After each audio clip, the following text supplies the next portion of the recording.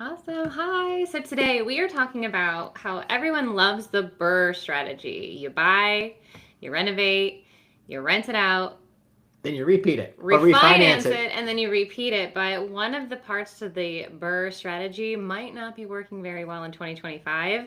And we're here to kind of break that down today. I'm your host, Jen, and this is my husband.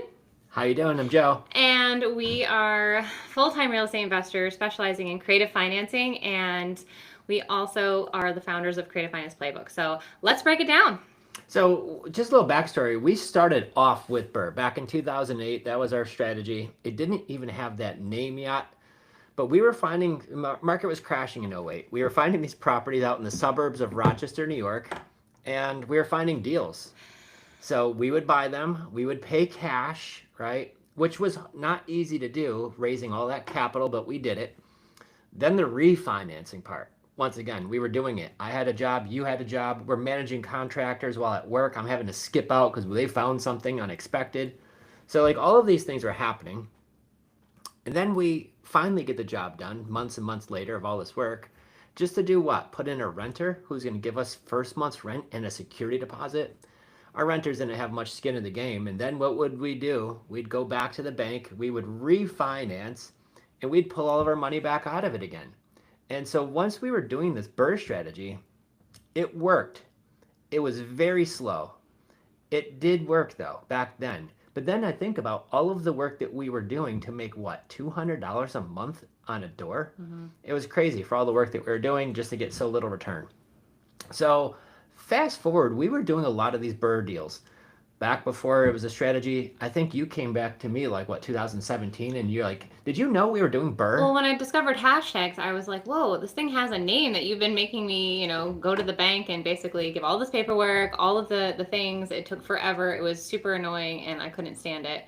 And it just felt like we weren't getting anywhere fast enough. No, it was super slow. But that's how we got our first deal, and that's what happened. But the interest rates back then, what were they looking like? We were doing cash out refis. These are now commercial because we're going through a bank, and that we were still getting 5 back Okay. then. So rates weren't terribly high. Deals were abundant. This was 2008, 9, 10, 11, 12 when the market was dipping. And they were just sitting on the MLS. Supplies, they were affordable. There was an abundance of, materials, but, fast forward now, right? So let's go to 2025 where you read it. Like BRRRR is dead right now. So I see I've got some fans down below saying, no, BRRRR is not dead, it's alive. Not true.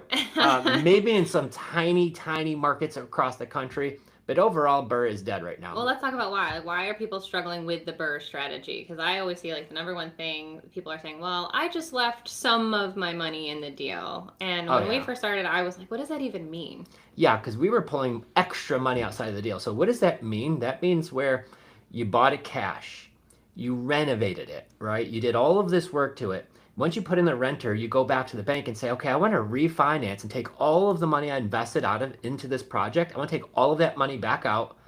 And when we were doing BRRRR, because we were doing BRRRR the right way, we were not only taking out the money we invested, we were taking out extra money because we bought it correctly.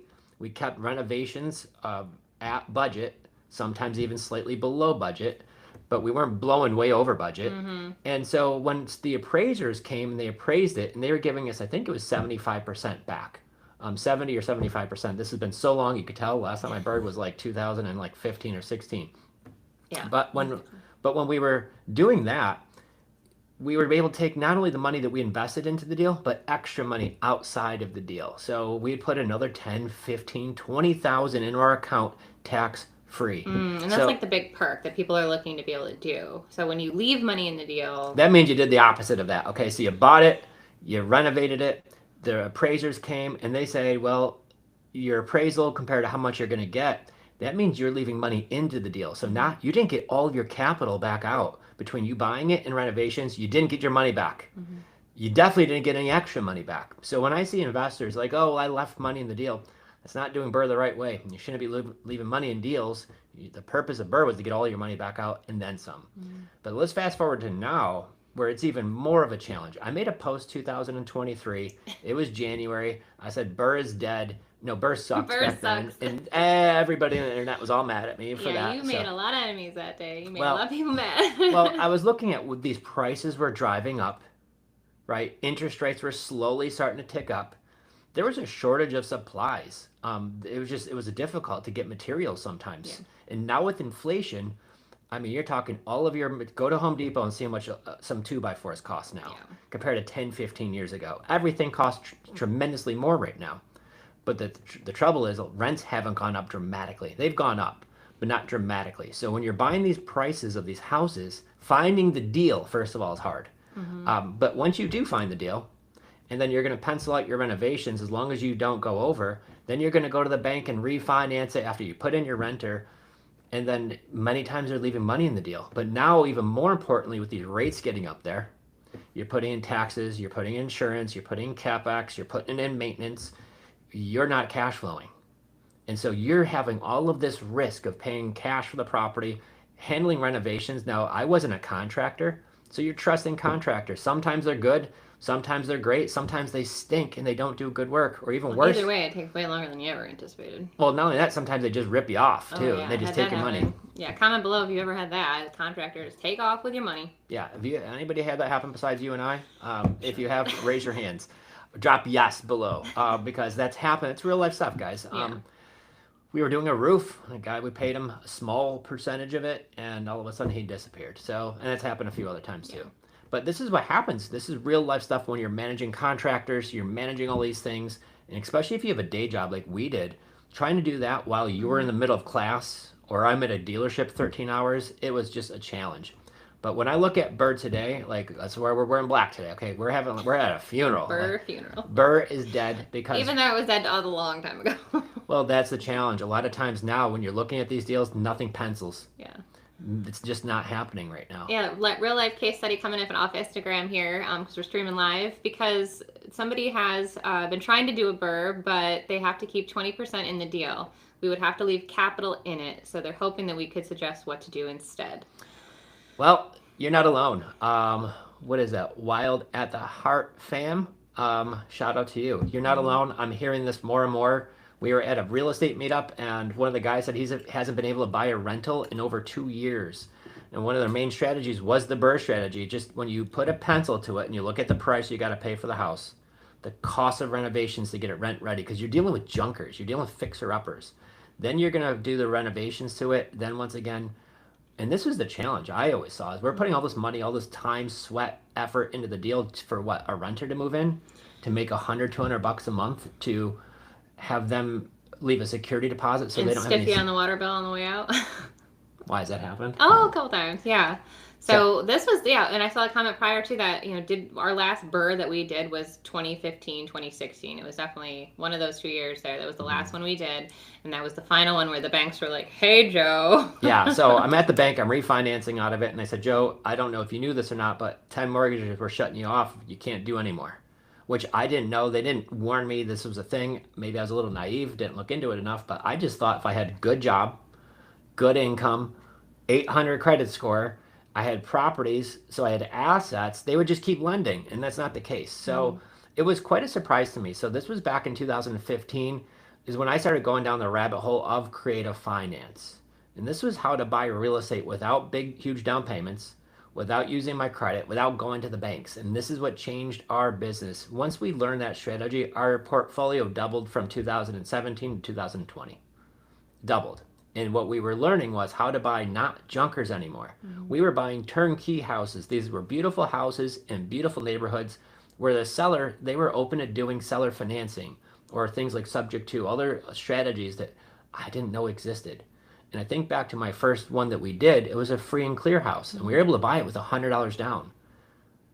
The seller was so thrilled that we were giving him $500 a month. He didn't charge us interest. So what does that mean? We bought a turnkey house, $100 down. We did pay a few thousand in closing costs, but now at that point, we're not even paying interest on that. We were cash flowing so well on that deal. And I gotta say, from the back end point of things, where I was the one kind of orchestrating all of it, there was like so less paperwork. Yes, you had to sign, at the attorney's office. It was in New York, but as far as when you're doing a Burr Oh my gosh. Like I felt like there was like 30,000 things they needed and then you'd get sent back to go find 10 more. And it was just a never ending process. And then when you got those 10 more, then what happened next? They would ask you for something else and you're like, I swear I already sent that, but it wasn't the right thing. So it, even though creative may take some time to wrap your head around it, to understand how to do it properly, it might seem out of the box. It is such a game changer and it's so much easier than trying to do a burr. Like I cannot express that enough.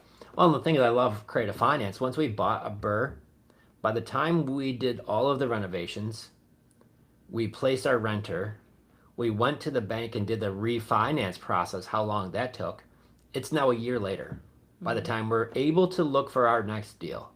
In the meantime, when I look at a creative finance deal, if I find a seller who's got a beautiful house and they just need to sell it and they want to sell it and maybe they don't want to list it with an agent, that happens a lot. And I'm able to pay full price because I'm able to do it in terms. If they say yes, I could close a deal in a few weeks. If you're in New York, it takes maybe a month or two.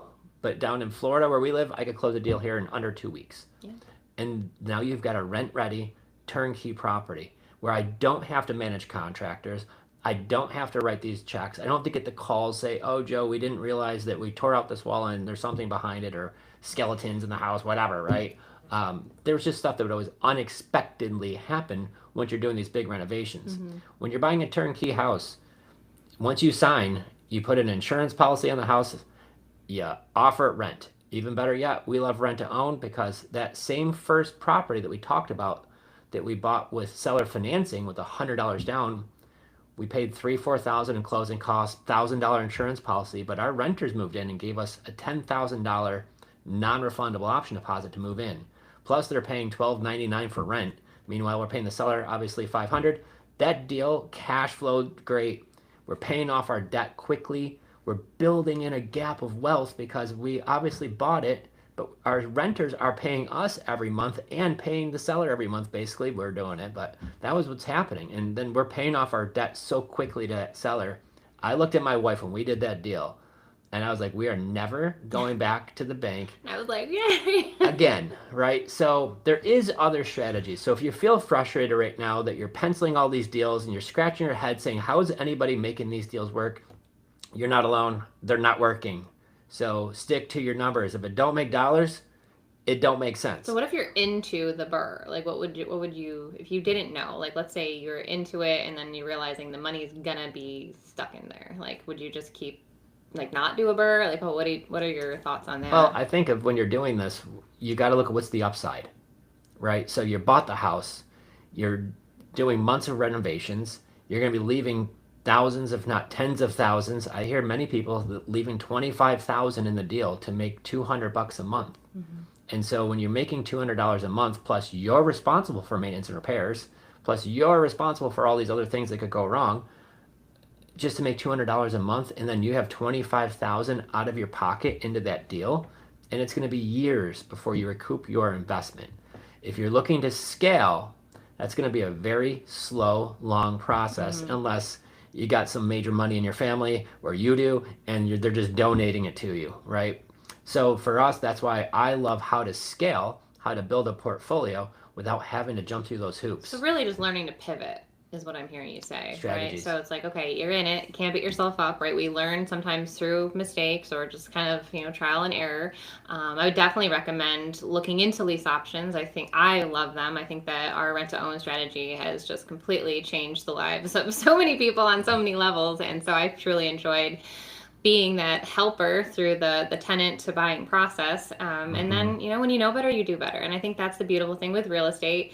You can always pivot. There's always a new thing to get into. You got to be careful with that. You don't want shiny object, but when you are doing things like creative financing and you're not putting your own credit on the line, and you're able to really move money like very smart and efficiently. And like you always say, control the paper. I think that, there's just so much more out there that isn't talked about.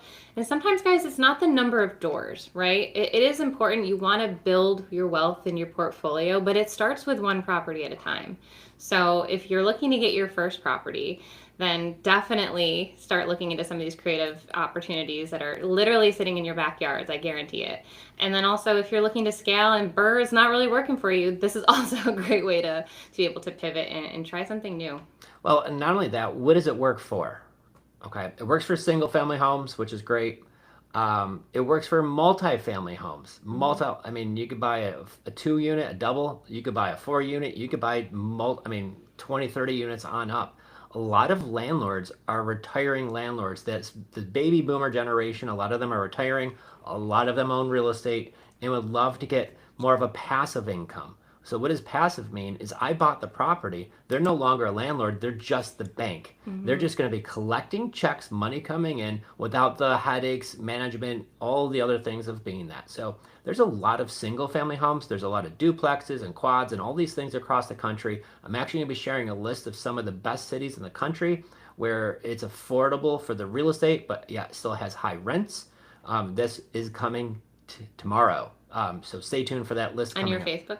on my Facebook. Ooh, Joseph Delafave on Facebook. Go give him a follow. And maybe I'll let you have it so you can share it to your Thanks. friends too. Thanks, babe. But it works for multifamily, it works for single family, it works for, one of our clients in our coaching program did a car wash in Mhm. Pennsylvania with seller financing. It works for small businesses. You could buy a small business with creative finance. So once you understand the strategy and how the strategy works, it opens up that you could buy many different things. And here was the one thing that I loved.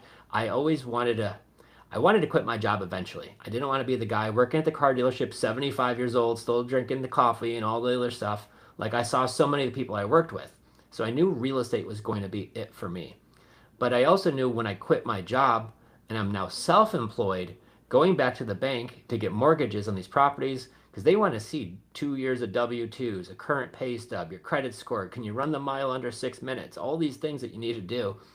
That's no longer a thing when you're doing creative finance. Now I'm able to buy houses without my credit checked, still 800. I don't have to show 2 years of W 2s because I'm not a W 2 employee, I'm an owner. So when you start looking at all these different things, this has just been really easy. And we're helping motivated sellers. And this is what I love this strategy because many times I'm saying, why don't you list it with an agent? Many times they've tried and didn't sell. Yeah. Sometimes they don't have equity. Sometimes they just don't want to even go through that process and they want to sell it off market. But when they reach out to all the guys and girls who say, I buy houses, you ever see those signs? Well, they're only looking for junkers.